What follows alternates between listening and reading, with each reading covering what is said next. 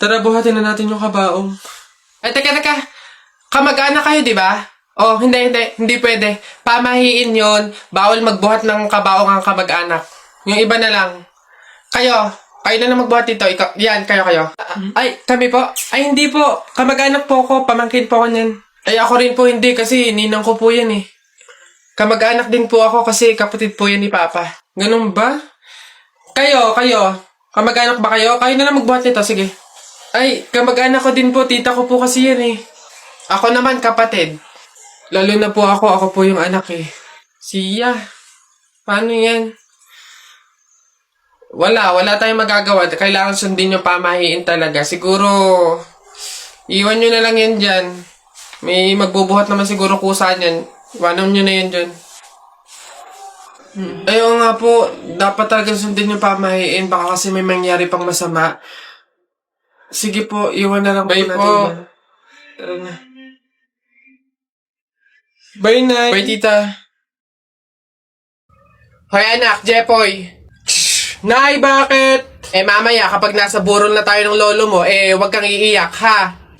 Nay, bakit? Kasi sabi daw nila, pamahiin daw yun na bawal daw umiyak kapag may burol gawa ng hindi matatahimik yung namatay. Nay, mahirap pigilan yun. Si lolo yung namatay Asundin mo na lang. Basta pag andun na tayo sa burol ng lolo mo, wag kang iiyak. Sige. Paalam na.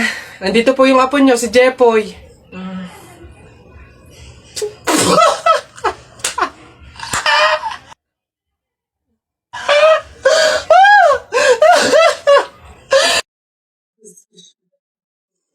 Tapul!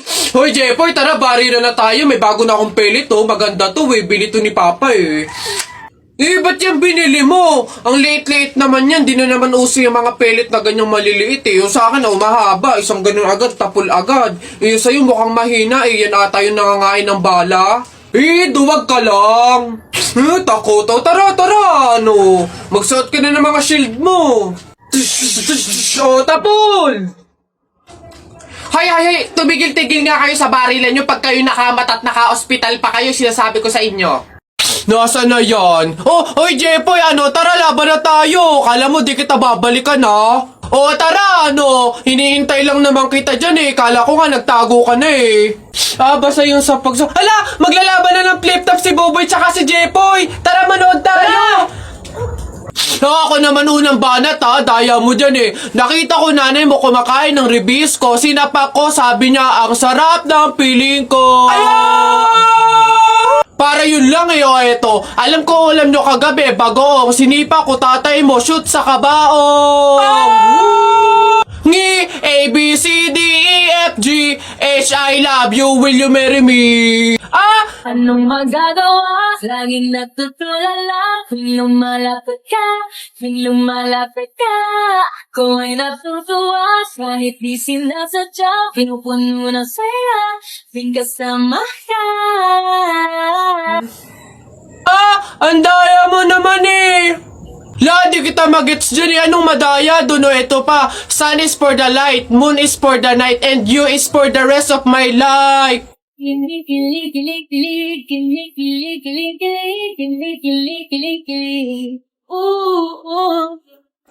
Teka, kinikilig ka ba? Flip-top lang to, Bok lang to. Diyan ka na nga.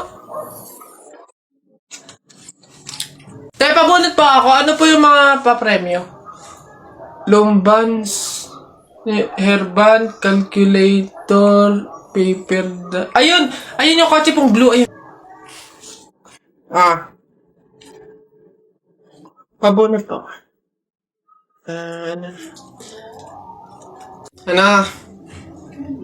Tagal.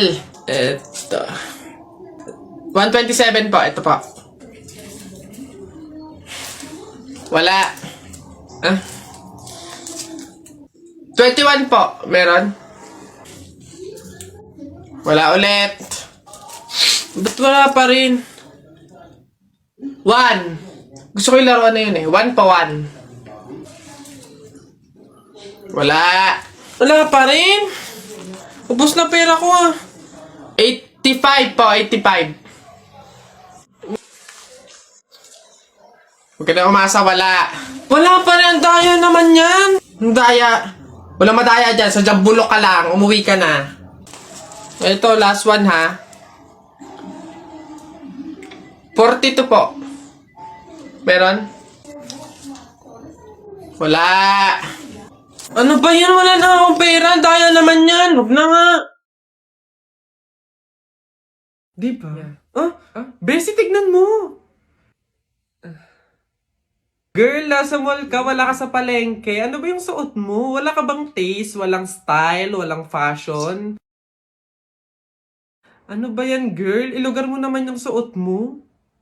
Baduy? Bakit hindi mo kami try gayahin, girl? Sosyalin, yayamanin, fashionista, ganyan.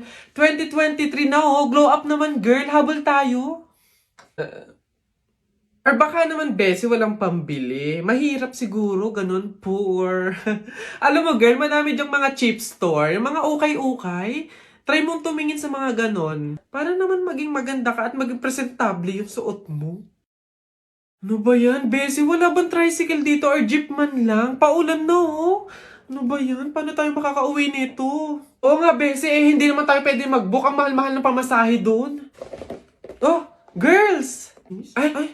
Kayo yung nakasabay ko sa mall kanina, di ba? Anong ginagawa? Commuters ba kayo?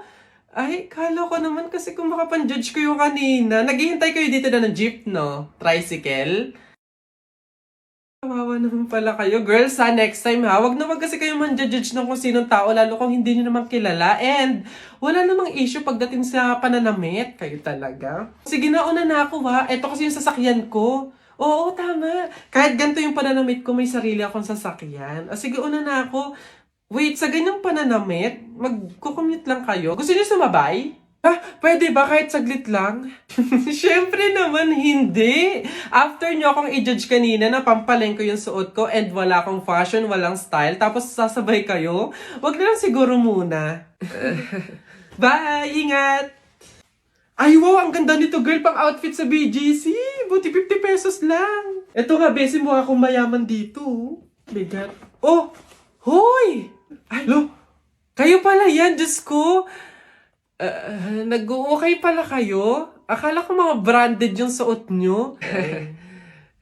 Akala ko ba, girl, sosyalin, yayamanin. Ay, naku. Grabe kayo makahusga sa akin ng isang araw, ha? O sige na. Again, ha, ang buhay hindi nakadepende sa pera at pananamit. Mayaman, mahirap, or may kaya ka, ang mahalaga, wala kang ginagawang masama. Thankful ka na nabubuhay ka sa mundong to, ganun. O sige na, una na ako, ha? Ito kasi mga pinabili ko, ang dami. Ingat!